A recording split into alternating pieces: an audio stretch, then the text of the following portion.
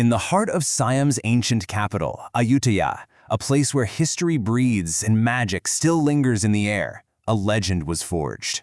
We're going to journey back in time to tell the story of a master monk whose name is still spoken with the deepest reverence. A man whose power was said to be so immense it could defy the very laws of the physical world.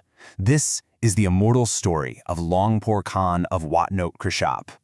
So, here he is. This is the face of the legend at the very center of our story, Luang Pho Khan. His monastic name, Inthapanyo, actually means leader of wisdom. And wow, did he ever live up to that name? Just look at that gaze for a moment. It holds the kind of deep serenity that only comes from a life lived on a path that very, very few could ever walk.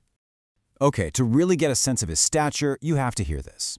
He was the monk that even a prince called senior brother. Now listen, this wasn't just any prince. We're talking about Prince Chumphon, the father of the modern Thai Navy and a renowned master of the sacred arts in his own right. For a man like that, to call him senior brother, that term of respect speaks volumes. It tells you everything you need to know about the kind of power Luang Pho Khan commanded, and it hints at a sacred connection that we're about to uncover.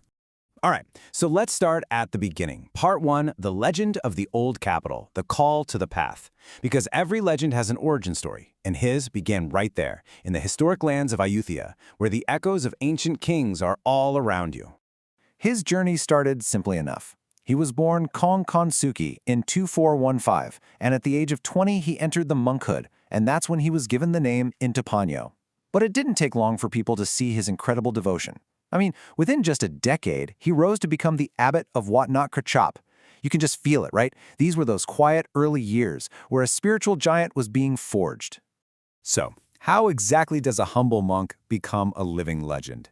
Well, for Luang Pho Khan, the answer was found in absolute discipline, unbreakable devotion, and a quest for knowledge from the greatest masters alive.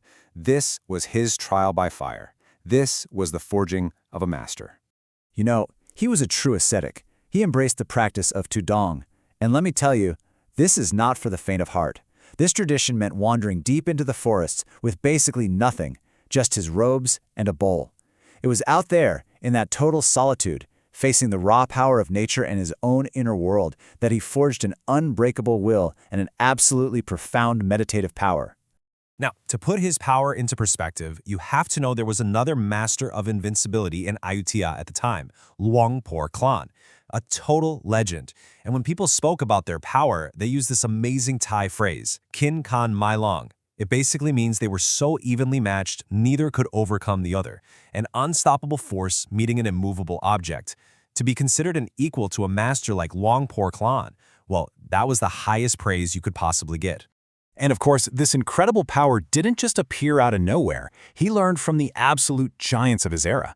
We're talking Luang Pho of Wat Wong Kong and the legendary Luang Pho Suk, a man who was known as a teacher of masters. And it was right there, under Luang Pho Suk, that he became the fated senior brother to Prince Chumphon. They were literally drinking from the same spiritual well. All of this intense training, this incredible spiritual discipline, it all led to a mastery of one specific art, an art where he was considered completely unparalleled, Sakyant, the sacred protective tattoo. This was the apex of his power. Now, to really understand his fame, you have to get this one concept, Kong Krapon Chatri. It's the belief in a state of supernatural invulnerability, where blades can't cut you and harm just can't touch you. In a dangerous world, this was the ultimate protection. And Luang Pho Khan, he was its grandmaster. And you can see his art made real in these sacred yantras, these geometric prayers you see etched onto the back of his amulets. Each line, every single symbol, is like a vessel of concentrated spiritual energy. It's a shield, literally forged from faith. This wasn't just some casual saying. People on the streets of Ayutthaya treated it as gospel truth. The story went that if you carried Luang Pho Khan's mark, even the toughest characters would see it and just lower their weapons. They knew any attempt would be totally useless. His protection was believed to be absolute. The absolute peak of his art was the Yant But Lop. It was a master design named for the invincible twin sons of Lord Rama. And this one single yantra was said to give you 5 incredible blessings.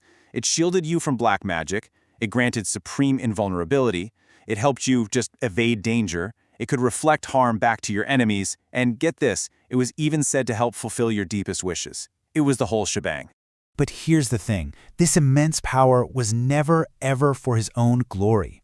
Luang Pho Khan used all of his spiritual strength to become a pillar for his community, and, when the time came, for the entire kingdom of Siam. He was a refuge for the kingdom. You know, when he first got to Wat Nok Krachab, the temple was practically a ruin, just falling apart. But through his incredible leadership and the sheer power of the faith he inspired in people, he rallied everyone. The community, his followers, they all came together. And bit by bit, they rebuilt that temple from the ground up, turning a forgotten relic into the vibrant, beating heart of the community. And his influence? It reached the very highest levels. In 2465, King Rama VI himself, during a royal tour, specifically chose to stay overnight at this once humbled temple. And then, in 2481, as the dark clouds of war were gathering, he was called upon for a task of immense national importance.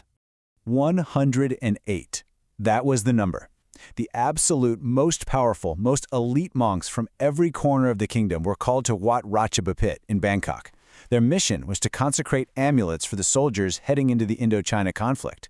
And the fact that Luang Pho Khan was chosen to be one of those 108 masters, well, it shows you just how highly he was regarded by both the monkhood and the state. Luang Pho Khan passed away in 2486, but a man like him, he never truly leaves. He left behind a legacy that is both something you can hold and something you can feel. It's an echo of power that people are still seeking out to this very day. This is his immortal legacy. And this right here, this is probably his most iconic creation, the Summa coin from the year 2480. The craftsmanship is just exquisite. You see his serene image on the front and then those incredibly powerful yantras on the back. For collectors and for devotees, this is so much more than a piece of metal. It's a direct connection to the master himself, a vessel that is still carrying his spiritual blessing. And his legacy goes beyond just that one coin. He created other sacred objects, what are called Wat Kong. These included things like the very uniquely named cast coin with a cockroach bottom and powerful talk-root scrolls. Each and every one was created with a specific purpose, a specific blessing, and they are all cherished pieces of his immortal legacy. And if you were to go to Wat Nok Krachab today, this is what you would find: a shrine dedicated to him. Decades and decades after his passing, the incense is still burning, fresh flowers are still being offered, and the faithful are still coming to pray. His story isn't just history, it's a living, breathing faith. And this kind of leaves us with a final thought, doesn't it? We've journeyed through the life of a master who commanded what seems like immense power. But where does that power truly lie? Is it in the sacred tattoos and the blessed amulets themselves? Or is it in the unwavering, unbreakable faith they awaken within the human heart? A faith so strong it can make a person believe that they are truly invincible.